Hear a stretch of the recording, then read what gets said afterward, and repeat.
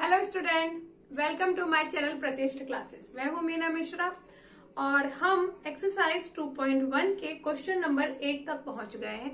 इससे पहले के लेक्चर के जो सारे क्वेश्चन वीडियो थे वो आपने जरूर देख लिए होंगे और आपको सब कुछ अच्छे से समझ में आ गया होगा। तो अब हम आगे के क्वेश्चन करेंगे। Question number 8, find 5 numbers in GP such that their product is 1024 and fifth term is square of the third term.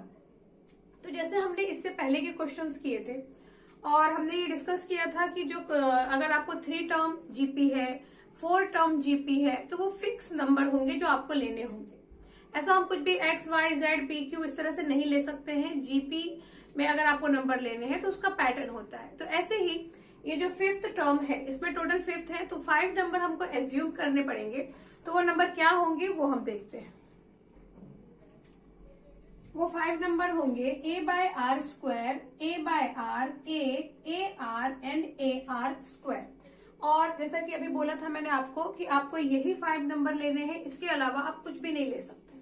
अब हम देखते हैं जो कंडीशन है, देयर प्रोडक्ट इज 1024। इन सबको जब आप मल्टीप्लाई करेंगे तो आपको 1024 मिलेगा। पहला कंडीशन हो गया।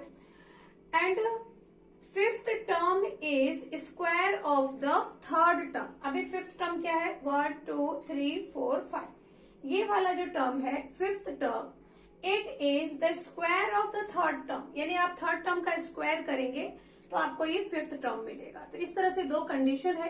तो उस कंडीशन के हिसाब से हम यहाँ पे अरेंज करेंगे और ए और आर की वैल्यू फाइंड करेंगे। तो पहला, according to first condition, according to first given condition, product of their product is 1024। यानी a by r square into a by r into a into ar into ar square is 1024। तो अभी देखिए क्या क्या cancel हो सकता है। ये आर स्क्वायर और ये आर स्क्वायर कैंसिल, ये आर से आपका ये आर कैंसिल हो गया। तो आपके पास ऊपर कितना बचा? 1 2 3 4 5। 5 टाइम्स आया ए, तो यहां हम लिख देते हैं a raise to 5 is equal to 1024। अभी आपको ये बात पता है कि अगर कोई चीज ऐसा आपको पावर में मिलता है, जैसे अगर ये स्क्वायर होता तो हम इसका स्क्वायर रूट फाइंड करते। अभी ये a रेज टू 5 है, यानी हम इसका फिफ्थ रूट फाइंड करेंगे। तो अभी फिफ्थ रूट कैसे फाइंड करेंगे वो देखो। a इज इक्वल टू ये 5 रूट 1024। यहाँ 5 लिखा है, इसका मतलब ये हुआ कि इसका हमें फिफ्थ रूट फाइंड करना है।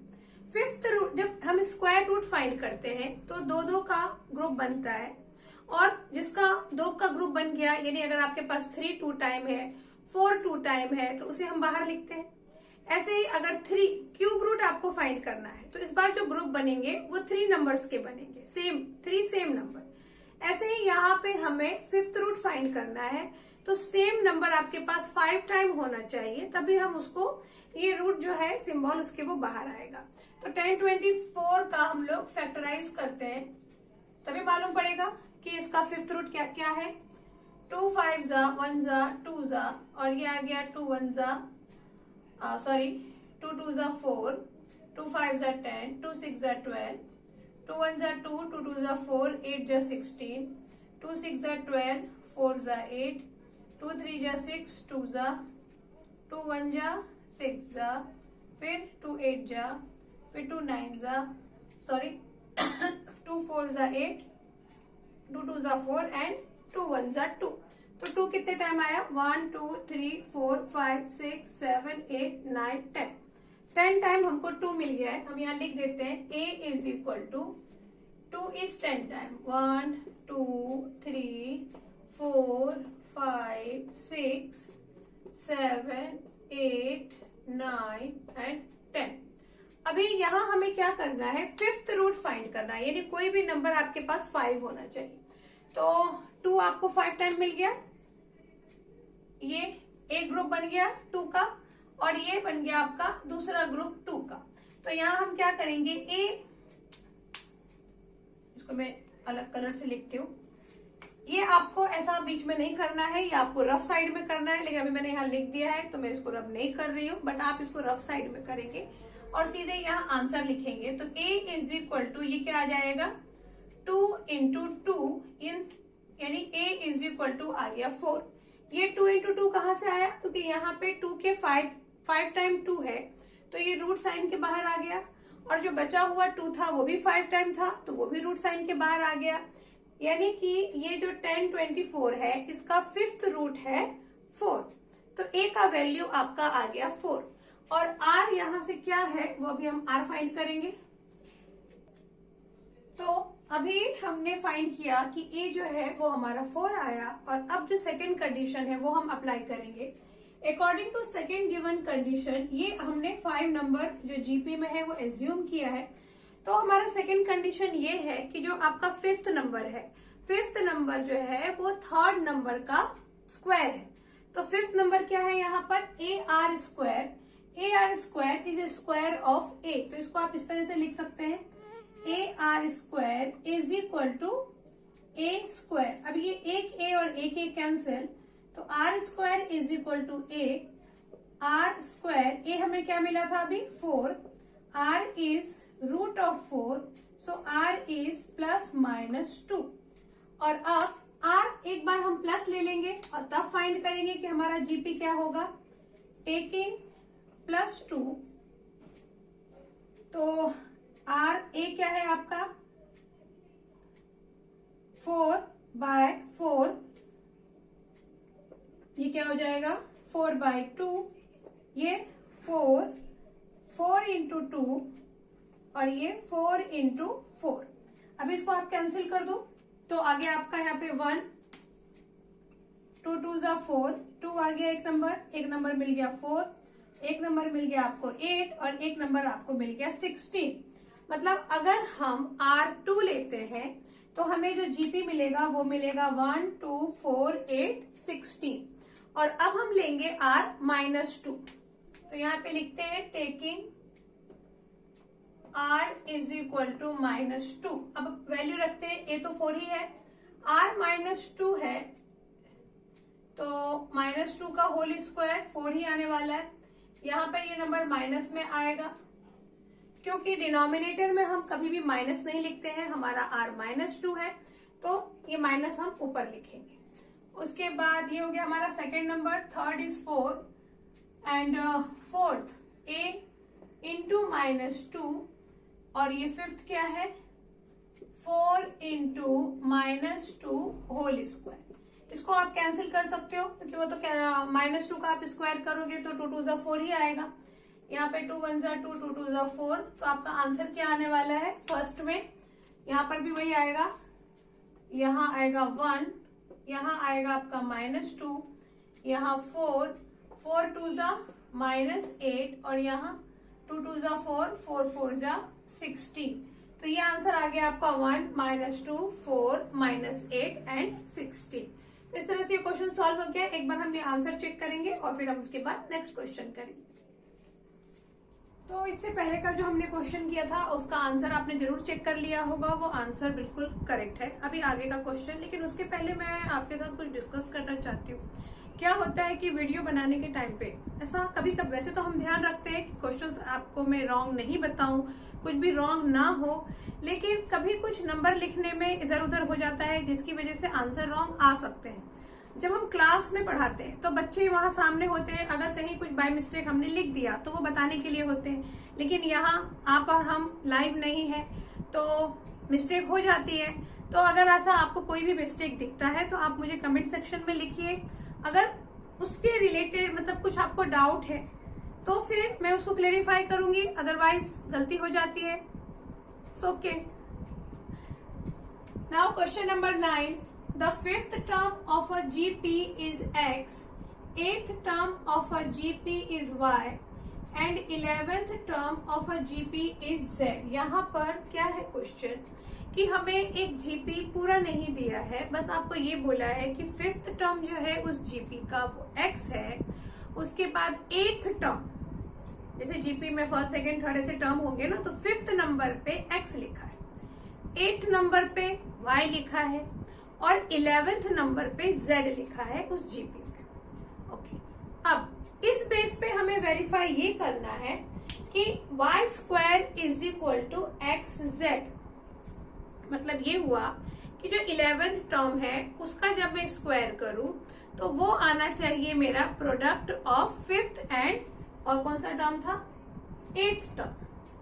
तो इसको हम कैसे प्रूव करेंगे? तो सबसे पहले तो जो हमें गिवन है हम उसको लेके चलते हैं।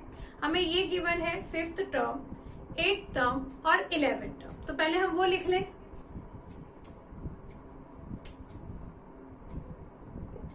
5th टर्म T5, ये आपको पता है कि फॉर्मूला है Tn is equal to ARn-1। यहाँ पर जो n है वो क्या है, वो है नंबर ऑफ टर्म। तो यहाँ मैं n की जगह जब 5 लिखती हूँ तो ये 5th टर्म आपको इंडिकेट करेगा AR 5 - 1 इज 4 और 5th टर्म हमें दिया हुआ है x, वो हमने लिख लिया। देन 8th टर्म मतलब n के प्लेस पे आप 8 लिखोगे, AR 8 - 1 इज 7 और ये है हमारा y। देन t और तीसरा नंबर क्या था, 11 टर्म, n 11 हो गया अभी, AR n 11 - 1 इज 10 और ये है हमारा z। तो ये तीनों टर्म हमने लिख दिया। और अब जो प्रूफ करना है, तो जब भी आपको कुछ भी प्रूफ करना होता है तो हम क्या करते हैं, उसका एक साइड लेके चलते हैं और दूसरा साइड आंसर आ जाता है। तो यहाँ पे भी हम लोग जो प्रूफ करना है उसका लेफ्ट हैंड साइड लेके जाएंगे। Left hand side is equal to y square. अभी वाई स्क्वायर का मतलब ये हुआ कि ये वाला, तो ये टर्म क्या है, AR 7 का होल स्क्वायर। इसको आप क्या लिख सकते हो, A square and R raise to 14, क्योंकि 7 2 = 14। अभी हमें प्रूफ क्या करना है, एक्स जेड लाना है। तो x का वैल्यू क्या है, AR रेज टू 4 और z का वैल्यू है AR रेज टू 7। तो हम क्या करेंगे, यहाँ हमें x z चाहिए, तो हम क्या करेंगे, इसको ऐसा ब्रेक करेंगे x और z के फॉर्म में। वो कैसा होगा, देखो यहाँ a स्क्वायर है तो मैं एक a ले लूं और r क्या चाहिए मुझे, x बनाने के लिए r चाहिए 4 और दूसरे एक और a यहाँ बच गया तो वो मैं दूसरे ब्रैकेट में ले सकती हूँ और इस बार मेरे पास r टोटल बच गया 10, क्योंकि हमारे पास r 14 था तो ये 4 यहाँ और 10 यहाँ लिया हमने। a स्क्वायर था तो एक एक a हमने दोनों में ले लिया और ऐसा हमने इसलिए लिया क्योंकि हमें इसके प्लेस पे x लिखना है और इसके प्लेस पे z लिखना है ताकि हमारा आंसर आ जाए। बस हम लिख देंगे x एंड z और is equal to right hand side, फिर हम यहाँ लिखेंगे left hand side is equal to right hand side, hence proved. अभी नेक्स्ट क्वेश्चन क्या है, नेक्स्ट क्वेश्चन है आपका, if P Q R S are in GP show that P plus Q, Q plus R plus S are also in GP। तो ये GP है तो उसके टर्म्स को अगर आप प्लस करें तो वो भी एक जीपी होना चाहिए, ये हमें प्रूव करना है।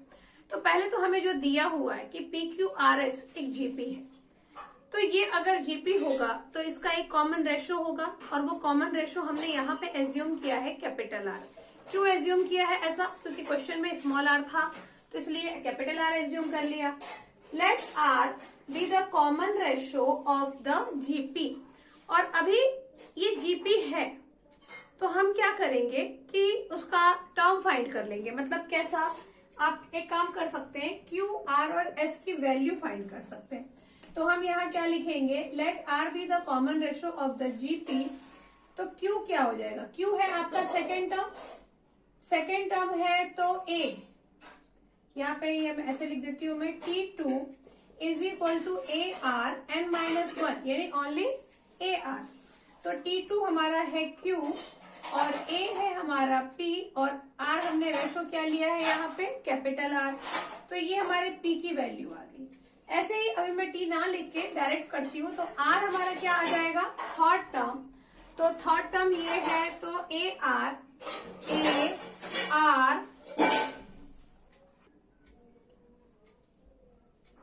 हो जाएगा हमारा small r is equal to p r, यहाँ होगा n-1 यानी 3-1 मतलब स्क्वायर। और ऐसे ही हम s की वैल्यू फाइंड करेंगे तो s हो जाएगा हमारा AR क्यूब, क्योंकि s जो है वो फोर्थ टर्म है और T4 मतलब AR n-1, n इज 4 तो AR क्यूब। इस तरह से हमने सारी वैल्यू फाइंड कर ली। और अब ये हमें प्रूव करना था कि ये एक जीपी है। तो इससे पहले के लेक्चर में हम ये डिस्कस कर चुके हैं कि किसी को भी अगर आपको जीपी प्रूव करना है, मतलब ये हमें प्रूव करना है कि उसका जो कॉमन रेशो है आर है वो कांस्टेंट है। मतलब किसी का भी आप रेशो फाइंड करेंगे, किसी भी दो कॉन्जिक्यूटिव टर्म का आप रेशो फाइंड करेंगे तो वो इक्वल नंबर आने वाला है, तभी वो जीपी है। तो इसको कैसे प्रूव करेंगे हम, इसे हमें जीपी प्रूव करना है तो हम क्या लिखेंगे, P plus q, q plus r, r plus s, r GP if P second term क्या है q, q plus r by P plus q is equal to r plus s by q plus r. ऐसा अगर हो जाए Q plus r by p plus q is equal to r plus s by q plus r. अब हम यहाँ पे हमें ये प्रूफ करना है कि ये दोनों इक्वल है। तो ये दोनों इक्वल है मतलब इसकी जब हम वैल्यू रखेंगे तभी पता चलेगा उसको सॉल्व करने के बाद, क्योंकि ये तो सारे अलग अलग वेरिएबल है और बीच में प्लस का साइन है तो हम कैंसिल भी नहीं कर सकते हैं। तो इसकी वैल्यू जो हमने फाइंड किया था यहाँ पर वो हम सब्सटीट्यूट करेंगे।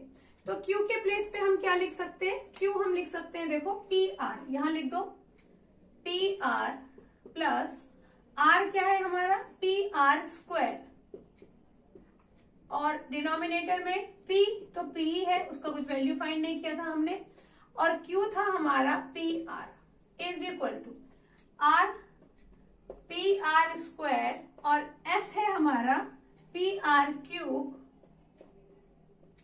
और यहाँ पर Q हो गया PR और स्मॉल r हो गया आपका PR स्क्वायर। इस तरह से हमने सबको PR के फॉर्म में लिख दिया और अभी PR के फॉर्म में लिख दिया। तो अब देखो कभी भी अगर आपके पास प्लस में नंबर है, मतलब वेरिएबल के बीच में प्लस है और आप देख रहे हैं कि सेम वेरिएबल है दोनों तरफ, तो पहली बात जो हमारे माइंड में आनी चाहिए वो ये कि हम कॉमन ले लें। तो यहाँ हम वही करेंगे, ये PR है और ये PR स्क्वायर है, दोनों का पावर डिफरेंट है तो हम ऐड नहीं कर सकते क्योंकि ये लाइक टर्म नहीं है, तो इसलिए हम यहाँ पर कॉमन ले लेंगे। अगर आपने यहाँ से PR कॉमन लिया तो ये हो गया 1 प्लस PR।